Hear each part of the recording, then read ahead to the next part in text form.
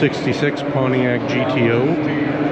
It's probably a 400. It's got the single pod of death brake booster, but it does have power steering and power brakes.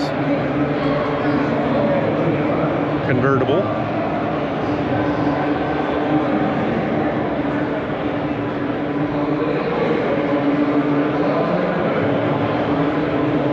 Not too bad a looking car.